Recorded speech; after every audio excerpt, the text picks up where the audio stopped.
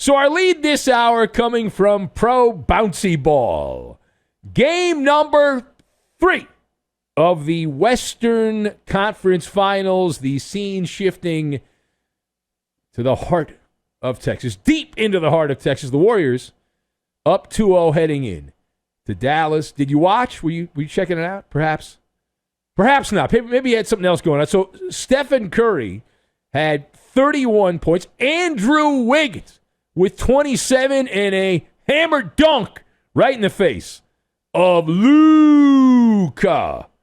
And the Warriors pushing and shoving their way past the Mavericks, 109-100. The Mavs putting the wreck in Mavericks with this performance. It was close for a half, and it was not close, all that close in the second half. So Golden State now takes a commanding 3-0 series lead.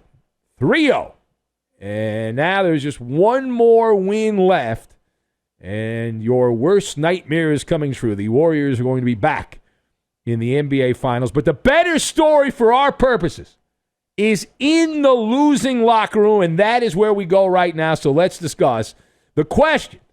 What the heck went wrong for the Mavericks, especially in the second half? So I've got power play, Sesame Street, and midair. And we will tie all of these random things together, and that will be the bedrock for this Maller monologue. So, A, Dallas, this is obviously a golden opportunity. You don't need me to tell you that. You're down 2 games to nothing. There's no margin for error. You're screwed. And so they a golden opportunity, and then the balloon went up. And we know how this turned out. So home cooking, taking care of business, keep yourself alive, blah, blah, blah, blah, blah. But in the end, as you look at the way the game transpired here, the Mavericks were not a good rebounding team. And they compounded that by being outworked on the glass. They needed some Windex on this night. Golden State cleaning up, plus 14 on the rebounds. And you look at the hustle to get the rebounds, the positioning, all of it, as you would imagine, considering the result, in favor of the Warriors. Now, what we had here, though, were communication issues for Dallas. Instead of sizzle, it was fizzle. Secondary actors for the Mavericks who were often wide open. Golden State daring these players to make shots, and they put the oops in hoops. Wide open shots. Golden State, as an advantage of the way they played, allowing these secondary characters to shoot shots. In Game 3, the Warriors were on the power play, as the Mavericks, like a hockey team, shorthanded here. Reggie Bullock, who won some award from the NBA, I hope he liked that award because he didn't win an award for his play on the court, as he built a brick house. Bullock, 0 of 10. Bull crap would have been better. 0 of 10 from the floor, 0 of 7 from the three-point range. And Maxi Kleber, Clank, 0 of 5 from three-point range. So I did some back-of-the-napkin Maller math here. The kind of stuff you tune in to a talk radio show to hear. So based on my back-of-the-napkin Maller math, combined, Kleber and Bullock were 0 for 15 from the floor. That is, collectively, they had no foul shots. So 0 points. They scored as many points as you and I did. And they played, though, here's the difference. They played a combined 63-plus minutes of game time. Not exactly Navy SEAL-level sharpshooting. I believe that we could have taken Blind Emmett, and the Seahawk fan there, and he would have done better from downtown than Kleber and Bullock. Now, the second part is you've got Luka Doncic, who made some comments after the game. I don't know if we have them or not, but Luka played the youth card from the bottom of the deck. And I wanted to get out the really tiny violin here for Luka because he said, I'm still learning. And after this season is done, wherever we are, he went on and ranted. He says, I think we'll look back and learn a lot of things, he said. It's my first time in the conference finals. I'm 23, man. I'm still learning a lot. So does Luka Doncic get a pass because of his age? Well, a lot of the NBA media will say yes, but I go no. No, no, no, no, no. In fact, listening to Luka whine about the youth was a pathetic response. Pathetic.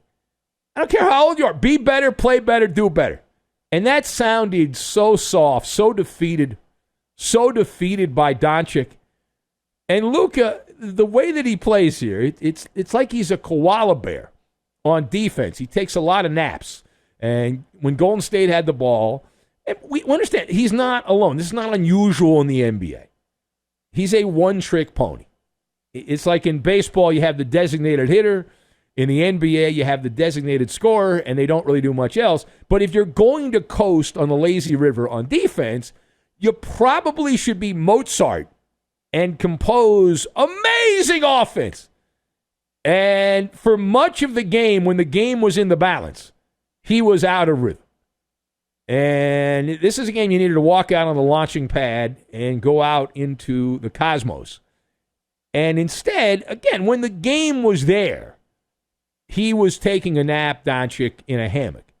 And this is another example where the box score reader will say, that's unfair. You're just a blowhard and a gas bag. Defend my Luka. Okay, he had 40 points and 11 rebounds. Whee! 40 points, 11 rebounds.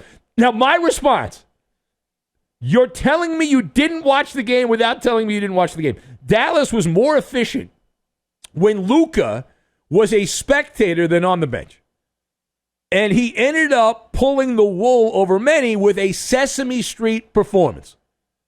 Now, he plays in Dallas. The Cowboy quarterback often does what Luka did, where when the game's close, doesn't play that well, and then in garbage time plays well. This was an Oscar the Grouch situation, meaning he fattened up his numbers in what was essentially garbage time. The Mavs never led in the second half. It was a close game in the first half.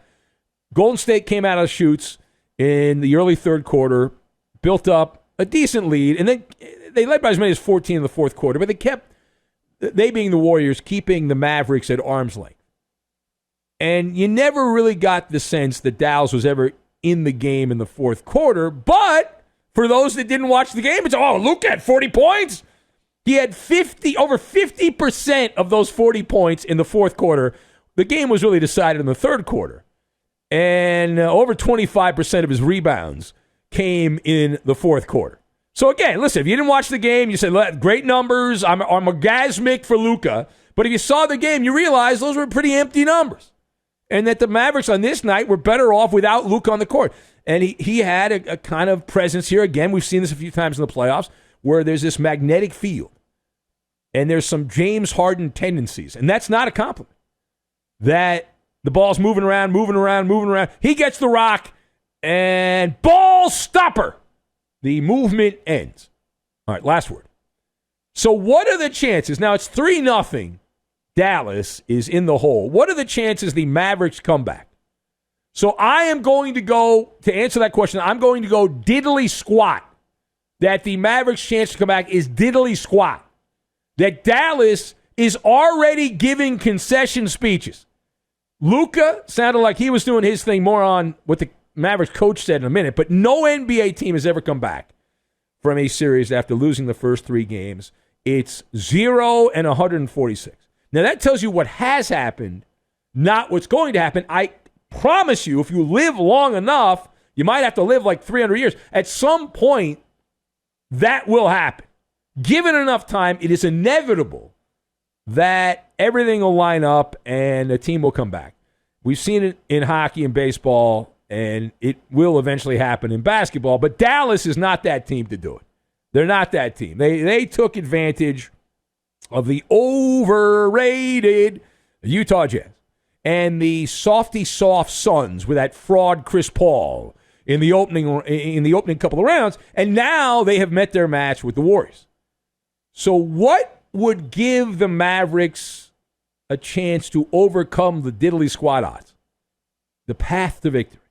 What would give the Mavs a path to victory? So the way I looked at this, and I broke it down frame by frame, that Dallas would need a mid-air collision, meaning Steph Curry and Draymond Green, bam!